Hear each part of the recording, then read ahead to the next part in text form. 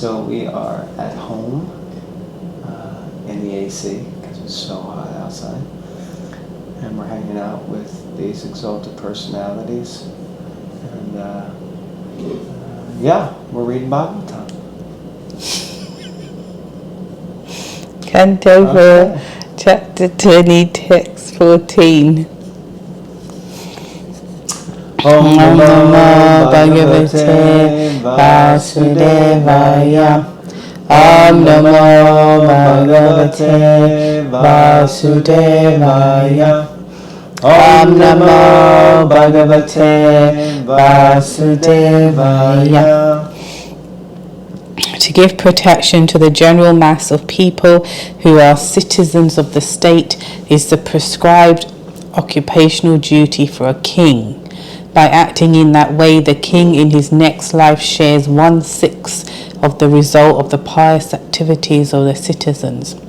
But a king or executive head of state who simply collects taxes from the citizens but does not give them proper protection as human beings has the results of his own pious activities taken away by the citizens. And in exchange for his not giving protection, he becomes liable to punishment for the impious activities of his subjects. Purport. The question may be raised here that if everyone engaged in spiritual activities to attain salvation and became indifferent to the activities of the material world, then how could things as they are go on? And if things are to go on as they ought to, how can a head of state be indifferent to such activities? In answer to this question, the word Shreya is auspicious is used here. The division of activities in society as arranged by the Supreme Personality of Godhead was not blindly or accidentally created as foolish people say. The Brahmana must do his duty properly, and the Kshatriya, the Vaishya, and even the Shudra must do the same. And every one of them can achieve the highest perfection of life, liberation from this material bondage. This is confirmed in Bhagavad Gita 18.45. Save save kamani abhirata samsiddhim labhate nara. By executing one's prescribed duties, one can attain the highest perfection. What does it say for modern leaders, as it were, when Lord Vishnu here in the verse even is saying, but a king or executive head of state who simply collects taxes from the citizens but does not give them proper protection as human beings has the results of his own pious activities taken away by the citizens.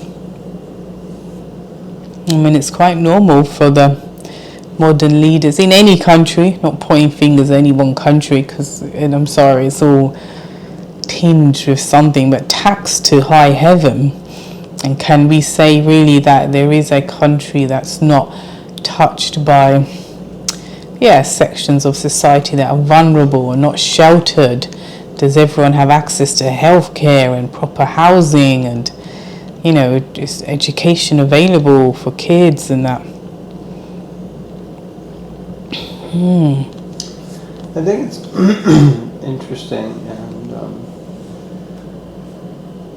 important to note here that the king has a responsibility to give protection to the general mass of people who are citizens of the state, and this is his prescribed occupational duty. Prabhupada mentions in the purport that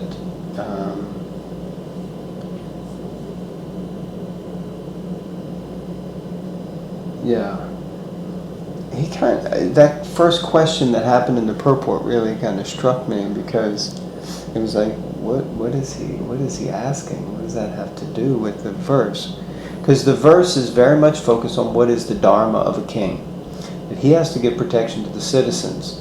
And if he doesn't, if he becomes indifferent to this and he ignores them, if he doesn't give proper protection, because of that, he will lose his pious credits. They'll be given to the kingdom, and then ultimately he'll receive punishment.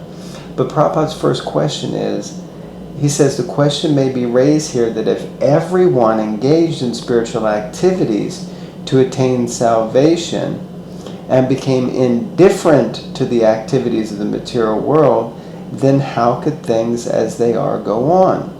And if things are to go on as they ought to, how can a head of state be indifferent to such activities? Does that make sense? So it's sort of like, for me, actually, it's a little bewildering. And even I read it again, and I think, what is the point? Well, I mean, what do you think is the point of asking that question? Not sure, really. Exactly. It seems a little... But then Prabhupada starts talking about the fact that he says, in answer to this question, the word Shreya, auspicious, is used here. The division of activities in societies arranged by the Supreme Personality of Godhead was not blindly or accidentally created. A Brahmana must do his duty properly. A Kshatriya and a Vaishya, even a Shudra, must do the same. Every one of them can achieve the highest perfection of life by doing their duty. So the verse is talking about the duty of the dharma of a king, and the result if he does his dharma, and the result if he doesn't.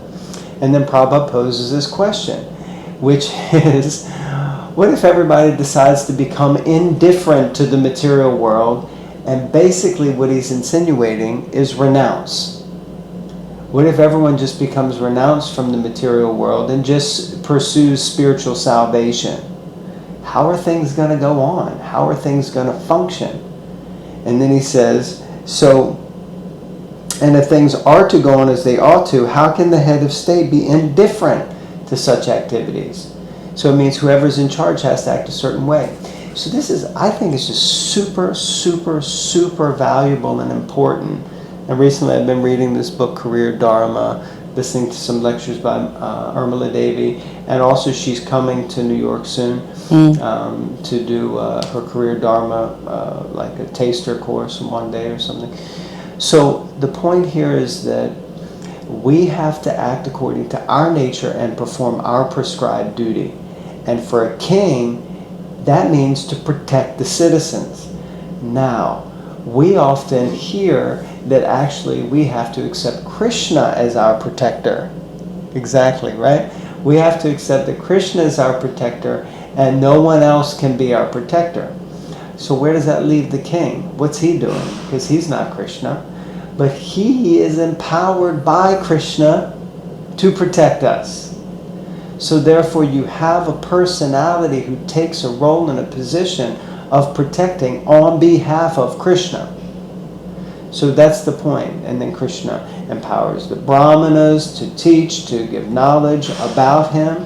And they're also meant to understand that the king is there to do a certain service, which from the Bhagavatam we know that whole thing between Shringi and Maharaj Parikshit, that when, what was Shringi's father's name? If you know, put it in the comments. But the father of Shringi, the one that had the snake put around his neck, when he came out of his trance and he saw the snake, he wasn't even bothered. And he found out his son Shringi had cursed Parikshit Maharaj. He said, that is not proper conduct. I should have stood up and offered him respect. It's no wonder he put the snake around my neck. So he understood the culture. Anyway, I just think it's very interesting, and I know I'm rambling on a bit, but that question was like, what is that question? Where is it coming from? But now, just thinking about it, it's like Prabhupada is really driving home this point, that we have to act according to our nature. And if we do, then success will be there. It's not that we have to renounce the world, quote unquote, and just pursue spiritual salvation. No, you have to act according to your nature, and you also attain spiritual salvation. I just rambled a lot. Would you like to read the next paragraph since I blabbered? Sure. Sure. Lord Vishnu advised Maharaj Prithu that a king is not enjoined to give up his kingdom and the responsibility of protecting the prajas or citizens to instead go away to the Himalayas for liberation. He can attain liberation while executing his royal duties. The royal duty or the duty of the head of state is to see that the prajas or the general mass of people are doing their respective duties for spiritual salvation. A secular state does not necessitate a king or head of state who is indifferent to the activities of the prajas. In the modern state, the government has many rules and regulations for conducting the duties of the prajas, but the government neglects to see that the citizens advance in spiritual knowledge. If the government is careless in this matter, the citizens will act whimsically, without any sense of God realization or spiritual life, and thus become entangled in sinful activities. Responsibility of leading from the top at the end of the day. Means? If the government is careless, citizens will act whimsically. There's a lot of responsibility when you take leadership position.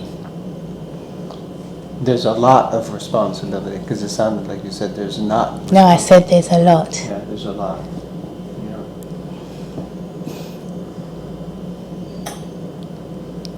Yeah. Prajas, yeah, we have to look after the general mass of people. And again, Prabhupada stressing that we have to do our duty, and the king's duty is to look after the people. The government are meant to do that. And I really appreciated this whole point that the government is actually meant to ensure that people get spiritual knowledge. But these days, the governments separate church and state. So that, yeah, the government, we don't have anything to do with this whole God business. That's a big, of course they have a lot to do with the God business when it comes to starting wars and everything else. But yeah, they proclaim that, religion and running of the government are completely separate, different things. They're nothing to do with each other. But actually, Prabhupada says that that's one of the topmost responsibilities of government officials. And if they're careless in this matter, like you said, the citizens will act whimsically and thus become entangled in sinful activities. So yes, people have to be given knowledge and engaged accordingly. Yeah, it's very powerful. Very powerful instructions. An executive, you want to read again? No. An executive head should not be callous to the welfare of the general mass of people while he simply goes on collecting taxes. The king's real duty is to see that the citizens gradually become fully Krishna conscious. Krishna conscious means completely free from all sinful activities. Wow, that's a big responsibility. As soon as there is complete eradication of sinful activities in the state, then there will be no more war, pestilence, famine, or natural disturbances. This was actually prevailing during the reign of Maharaj Yudhisthira. If a king or head of the government is able to induce the citizens to become Krishna conscious, then he is worthy to rule over the mass of people. Otherwise, he has no right to levy taxes. If the king looks after the spiritual interests of the citizens, he can levy taxes without difficulties. In this way, both the subjects and the king will be happy during this life. And in the next life, the king will be able to share 1/6 of the pious activities of the citizens. Otherwise, by levying taxes on the sinful citizens, he will have to share the reactions of their sinful activities. Well, there you go.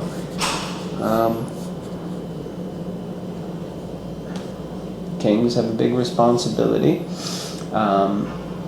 specifically, again, for helping the prajas or the society to become God conscious. And if they do, then it says, like, famine, war, pestilence, all these things will, I think pestilence and famine are the same, right? No, they're different. What is pestilence?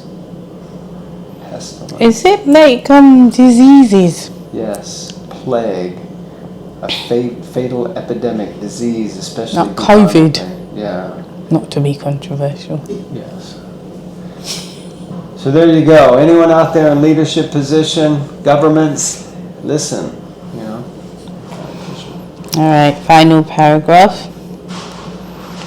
This same principle can be applied to parents and spiritual masters as well.